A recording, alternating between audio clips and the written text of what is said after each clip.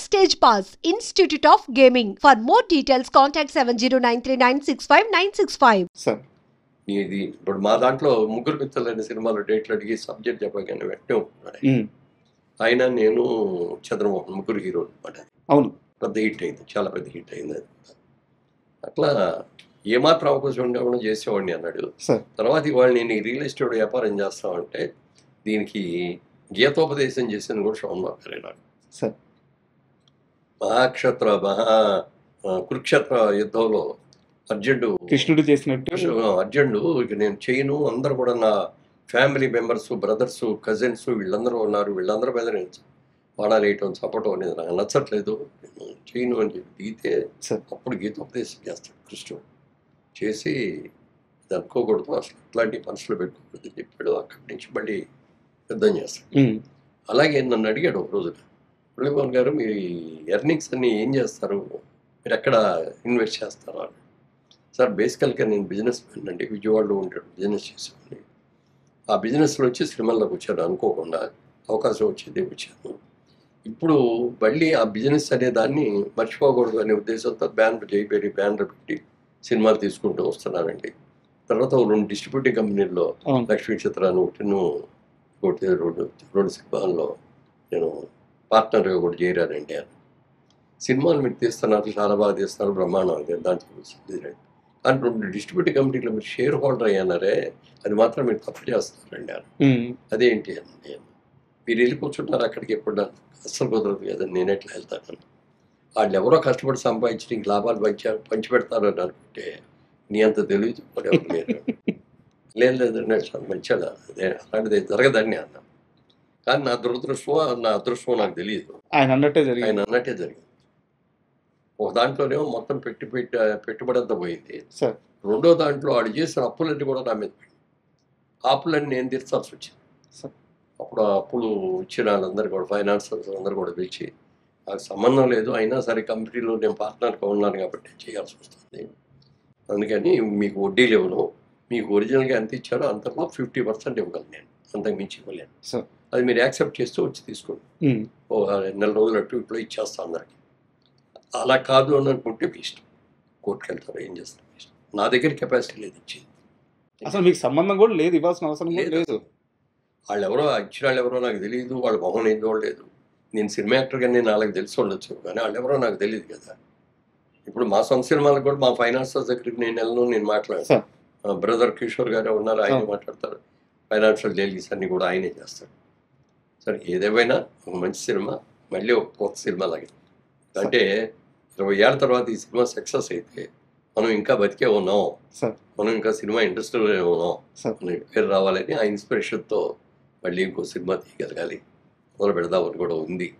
అయితే ఇందాక మొన్న నా ప్రెస్ మీట్లో మీరు కూడా ఉన్నారు కాబట్టి అందులో ఎవరో అడిగారు దీనికి పార్ట్ 2 ఎవరో తీస్తారా అని. అదే సార్ నెక్స్ట్ అది ఒరిజినల్గా ఆ థాట్ డైరెక్టర్ గారికి కూడా ఉందనుకుంటా, అందుకే దాన్ని ఎండింగ్ కూడా మామూలు సూపర్ షాట్ అని చెప్పి అందరూ అన్ని క్యారెక్టర్లు కలుసుకోవటం ఇవన్నీ చెప్పడం, లేకపోతే ఒక పాట రిపీట్ చేయడం ఇవన్నీ చేస్తారు కదా, అందులో అది ఏమి ఉండదు. అక్కడ క్లైమాక్స్ అయిపోయిన తర్వాత నది ఒడ్డుకు వచ్చేసి అస్థికులు కలిపేసి మళ్ళీ తిరుగు ప్రయాణం ఆ ఊరు బాసర్లపూడి అక్కడికి వెళ్ళిపోతున్నారు అన్నట్టు ఒక క్యాప్షన్ ఇచ్చారు. సార్ ఇక్కడ నాకు ఒక చిన్న డౌట్ సార్, అంటే ఇప్పుడు మహేష్ బాబు గారు పాన్ ఇండియా సినిమాలు తీస్తున్నారు, త్రివిక్రమ్ గారు అదే స్థాయిలో ఉన్నారు. ఇప్పుడు అతడు సినిమా మళ్ళీ తీయాల్సి వస్తే దానికి సీక్వెల్ తీయాల్సి వస్తే మహేష్ బాబు గారు అబ్బాయి రెడీగా ఉన్నారు, గౌతమ్ గారు. సో అలాంటి ఆలోచన ఏమైనా చేస్తున్నారు ఒక 2-3 ఏళ్ళు ఆగైనా? అది కాదు ఇప్పుడే కాదు అది సార్, అంటే ఇది మహేష్ బాబుతోనే చేయగలిగారు సీక్వెల్ అని చేసి. సార్ అది మహేష్ బాబు గారు అబ్బాయితో చేయటం అనేది అది తర్వాత, అది వేరే. జేబేరికి అయితే ఆలోచన గారితో చేసాం, మహేష్ బాబుతో చేసాం, గౌతమ్తో కూడా చేయకూడదని ఏం లేదు కదా. నాగేశ్వరరావుతో చేసాం, నాగార్జునతో చేసాం, తర్వాత వాటిలో కూడా చేద్దామని అనుకున్నాం కానీ కుదరలేదు. సార్ ఇప్పుడు జేబేరి అనగానే నాకు తెలిసి అప్పటి ఉన్న స్టార్ హీరోలు అందరితో సినిమాలు తీశారు మీరు, బాలకృష్ణ గారితో తీశారు, నాగార్జున గారితో తీశారు. బట్ నా డౌట్ ఏంటంటే మీరు ఎక్కడికి పోయినా సరే నా తమ్ముడు అని సగర్వంగా చెప్పుకుంటారు చిరంజీవి గారి గురించి. అంటే చిరంజీవి నాతో ఫస్ట్ సినిమా చేసినప్పుడు కూడా అతను పెద్ద టాప్ రేంజ్కి వెళ్తాడని చెప్పిన వ్యక్తి మురళీమోహన్ గారు. మీరు అంత గ్రాండ్గా సినిమాలు తీస్తున్నప్పుడు, అంత వేగంగా ముందుకెళ్తున్నప్పుడు చిరంజీవి గారితో ఎందుకు సార్ సినిమా ఫైనల్ కాలేదు? అంటే తీయాలని మనసులో చాలా కోరుకుండేది. సార్ చాలా సందర్భాల్లో కూడా కలుసుకున్నాం. కలుసుకున్నప్పుడు చెప్పాడనమాట. ఉమ్, సబ్జెక్ట్ మెయిన్ కదా అన్నయ్య, మంచి సబ్జెక్ట్ చూడండి అన్నాడు. ఓకే అప్పుడు మేమేంటంటే అప్పట్లో ఎక్కువ రీమేక్లు చేసేవాళ్ళం. సార్ ఏదో లాంగ్వేజ్లో రిలీజ్ అయిన సినిమా చూసేసుకొని దాని రైట్స్ అది మళ్ళీ చేసుకున్నాం. మరి ఇంత పెద్ద హీరోని పెట్టుకొని రీమేక్ చేస్తే బాగోదు అని చెప్పి అప్పుడు పెద్ద డైరెక్టర్గా రాఘవేంద్ర గారి దగ్గరికి వెళ్ళాం. సార్ రాఘవేంద్ర గారు చిరంజీవి గారు కూడా చెప్పారు, మీ ఇద్దరు కాంబినేషన్ అయితే బాగుంటుంది, మీరు అంటే పట్టాలు ఎక్కిస్తాను పండినాను. సార్ నేను సబ్జెక్ట్ చూడు, సబ్జెక్ట్ లేనిది ఏది ఉంటుంది, నువ్వు సబ్జెక్ట్ చూసి ఇది సబ్జెక్టు అని చెప్పి నాకు నేను ఇమ్మీడియట్గా మీ చేతికి అడ్డమే ఉందన్నారు. రెడీ అన్నాడు. కానీ మరి అది ఆ కాంబినేషన్ ఎందుకో కుదరలేదు. సార్ మా ముగ్గురు కాంబినేషన్తో చేద్దామని అనుకున్నాం. అది ఏపీ బ్యానరు చిరంజీవి గారు రాఘవేంద్రరావు గారు అని అనుకున్నాం. అది సార్ దాంట్లో సంఖ్య తీయలేకపోయాం. సార్ మీరు 50 సంవత్సరాల సినీ ప్రయాణం, ఎన్నో విజయాలను చూస్తున్నారు. అంటే మీ ముందు ఒక సినిమా నెంబర్స్ గురించి మాట్లాడడం అంత భావ్యం కాదు. కాకపోతే ఇప్పుడున్న పరిస్థితుల్లో ఏంటంటే, మొన్న కలేజా సినిమా రిలీజ్ అయినప్పుడు 10 కోట్ల దాకా కలెక్షన్ చేసింది. అండ్ అతడు సినిమా నెంబర్స్ పరంగా ఎంత రేంజ్కి వెళ్తుందని మీరు అనుకుంటున్నారు? దాని గురించి నేనేం ఎక్స్పెక్ట్ చేయట్లేదండి. సార్ ఎందుకంటే మనం చేయాల్సిన కృషి మనకి మొదటి నుంచి కూడా బాధ అదే.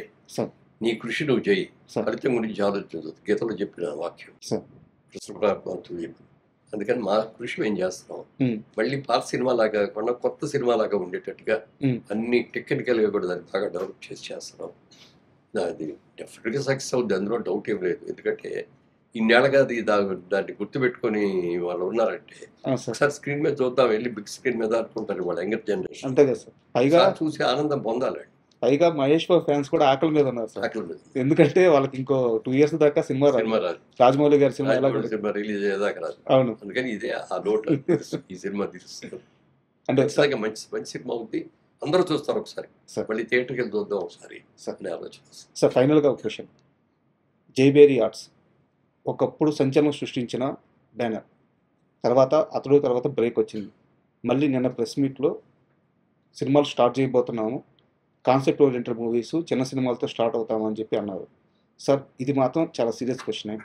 మురళీమోహన్ గారు లైఫ్లో సాధించలేనిదంటూ ఏదీ లేదు ఇప్పటిదాకా. ఆయన ఎక్కడ చేయబెట్టినా ఒక మంచి భర్త అనిపించుకున్నారు, ఒక మంచి తండ్రి అనిపించుకున్నారు, ఒక మంచి హీరో అనిపించుకున్నారు, నిర్మాత అనిపించుకున్నారు, బిజినెస్ మ్యాన్ అనిపించుకున్నారు, రాజకీయ నాయకుడు అనిపించుకున్నారు. ఇన్ని సాధించిన మురళీమోహన్ గారు ఈ రోజున ఇప్పుడు ఇండస్ట్రీ ఉన్న ఇలాంటి పరిస్థితుల్లో సక్సెస్ రేటు మీరున్నప్పుడు 3-4 ఉండింది, ఇప్పుడు 2కు పడిపోయింది. ఇంకా గట్టిగా మాట్లాడితే ఒకటే సార్. అంటే టైప్ 2 హీరోలకు కూడా థియేటర్కి ఆడియన్స్ రావట్లేదు. ఇలాంటి సమయంలో మురళీమోహన్ గారు ఎందుకు ఈ టేక్ చేసి మళ్ళీ నిర్మాణంలోకి వస్తున్నారు? అంటే ఇవాళ ఈ స్టేజ్కి వచ్చేవాడి బేస్ అంతా సినిమాయే కదా సార్. నేను విజయవాడలో ఉండగా నా బిజినెస్ చేస్తే మా అయితే ఒక ఇల్లు కొనుక్కుని ఉండి విజయవాడలో ఎక్కడో సెటిల్ అయ్యి ఉండేవాడిని. లేదు చదువుకొని బాగా చదువుకొని ఉద్యోగం చేస్తే రిటైర్ అయిపోయి ఇప్పుడు పెన్షన్ తింటా ఉండేవాడిని. సార్ ఇవాళ ఈ స్టేజ్ వచ్చిందంటే cinema. Sir because of cinema ఈ రోజు ఈ స్టేజ్లో ఉన్నాం. మరి ఈ సినిమాని మర్చిపోకూడదు కదా మనం. అందుకని సినిమా చేద్దాం. రామోజీరావు తీశారు, అన్ని బడ్జెట్ సినిమాలు తీశారు తప్ప ఎక్కడన్నా పెద్ద సూపర్ హిట్ పెద్ద క్యాస్టింగ్ పెట్టి చేసే లేదు. ఆయన చిన్న సినిమా తీస్తే అది పెద్ద సినిమా అయిపోయింది, అది పెద్ద సినిమాలు అయింది. అవును. అంటే ఆయన ఉద్దేశం ఏంటంటే సినిమా పెద్ద క్యాస్టింగ్లు పెట్టుకొని 4 హీరోలను పెట్టి తీయగలిగిన కెపాసిటీ ఉంది. అవును. ఆ సంస్థ అడిగిందంటే హీరోలు కూడా డేట్లు ఇచ్చేస్తారు, డబ్బుల గురించి కుదరలేదు వాళ్ళు చేసేస్తారు. కానీ ఆయన చిన్న సినిమా తీసి పెద్ద సినిమా చేయాలి అన్న ఆలోచనలో వచ్చి కూడా ఇప్పుడు నేనేంటంటే మధ్యలో గ్యాప్ వచ్చింది, సిస్టమ్ మారిపోయింది. ఈ గ్యాప్లో పెద్ద సినిమా చేసేదానికంటే కూడా ఒక చిన్న సినిమాతోనే స్టార్ట్ చేద్దామని అనుకుంటున్నాం. సార్ మీరు ఆ రోజుల ప్రశ్నలో అడిగిన రోజులు అక్కడే అన్నా నేను, రేపటి నుంచి నాకు అన్ని ఈ ఫోన్లే వస్తాయన్నాను. ఆ రోజు మధ్యాహ్నం నుంచి మొదలైపోయింది. అవునా? నా దగ్గర మంచి సబ్జెక్ట్ ఉందని సబ్జెక్ట్ చెప్తామండి. పెద్ద సినిమా అంటూ చేస్తే వారసులు సీక్వెల్ చేస్తాం. అవునా? సూపర్. దాంతో ఇది ఈజీ కదా. అవును. Director easy, hero easy, banner easy. So launch చేయొచ్చు అయితే మీరు గౌతమ్? అదే ఆ సైడ్ నుంచి రావాలి. ఓకే. ప్రజలు అనేది మన సైడ్ నుంచి మీరు రెడీగా ఉన్నారు? Ready. Okay, super. And sir ఫైనల్గా అంటే అతడు లాంటి సినిమాని మళ్ళీ ఇంకొకసారి థియేటర్కి తీసుకొచ్చి ఈ జనరేషన్కే కాదు సార్, మా జనరేషన్ కూడా, అంటే మేము ఆల్రెడీ చూసిన వాళ్ళమైనా సరే అందరికీ మరొకసారి ఒక అద్భుతాన్ని స్క్రీన్ మీద చూపించబోతున్నారు. మీ ప్రయత్నం నిజంగా హ్యాట్స్. ఎందుకంటే ఈ ప్రయత్నంలో మీకు ₹1 లాభం లేదు. మీరు చేస్తుంది ఒక మంచి కాజ్ కోసం. ఒక మంచి సినిమాని మళ్ళీ తీసుకొస్తున్నారు. ఈ ప్రయత్నం సూపర్ డూపర్ హిట్ అవ్వాలి. మళ్ళీ మనం ఇలాగే కూర్చొని మరో మంచి ఇంటర్వ్యూ చేయాలి. And thank you very much. ప్రేక్షకులందరికీ కూడా నా శుభాకాంక్షలు తెలియజేస్తానండి. ఈ చిత్రం మీ అందరి కోసం మీరు థియేటర్లో చూడాలి అనే ఉద్దేశంతో ఇది చేస్తున్నాం. ఇందులో ఏం ఫైనాన్షియల్గా ఆలోచించి చేయట్లేదు. ఒక్కసారి మా సంతృప్తి కోసం మీరు అందరూ థియేటర్కి వెళ్ళి థియేటర్లో కూర్చొని సినిమా చూసి ఆనందించారు. Thank you. అదే నేను కోరుకుంటున్నాను.